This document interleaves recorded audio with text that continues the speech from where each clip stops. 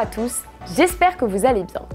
Je me présente, je m'appelle Paola Hazan et je suis chargée d'organiser les événements du pôle Career Management chez Data Scientist. Dans cette vidéo, je vais vous donner 5 conseils pour vous accompagner dans la réalisation de votre CV en data science.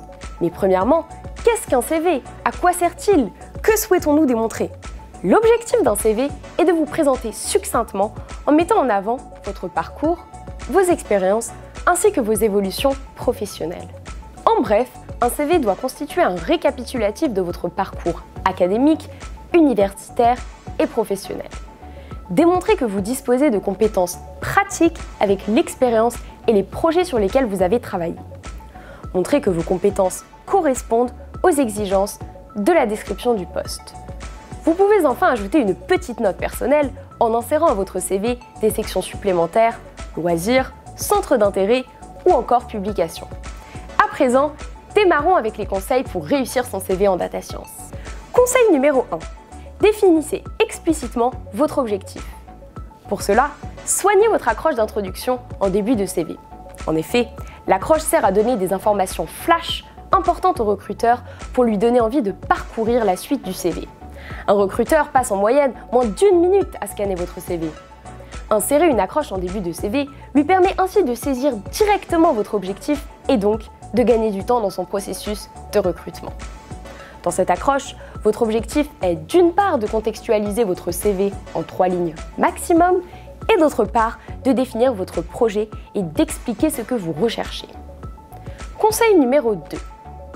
Insistez sur les expériences professionnelles que vous avez effectuées dans le domaine de la data science et ce que vous avez retenu. Dans un CV, vous devez sélectionner les informations pertinentes de votre profil, c'est-à-dire celles qui entretiennent un lien direct avec le poste pour lequel vous candidatez. N'oubliez pas qu'un CV s'adapte toujours à l'offre à laquelle il s'adresse. Soulignez donc les aspects professionnalisants de vos expériences, ce que vous avez pu apprendre, ce que vous avez découvert et ce que cette expérience pratique vous a permis de consolider en termes de compétences. 3 types de compétences sont recherchés en data science.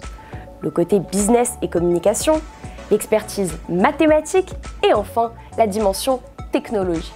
Ainsi, n'hésitez pas à procéder par buzzword, c'est-à-dire mentionner des mots-clés parlants et attractifs pour les entreprises comme data viz et machine learning par exemple.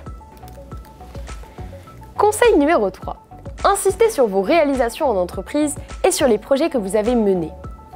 Lors de vos expériences, vous avez acquis, développé et renforcé des compétences techniques, les hard skills, et des compétences sociales, les soft skills, que vous avez mobilisées pour résoudre des problèmes d'entreprise.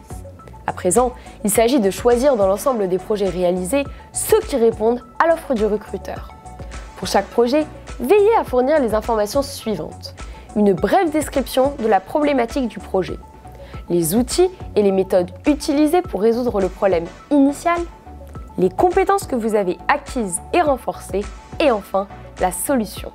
Attention, gardez en tête la devise « projet évoqué égale projet maîtrisé ».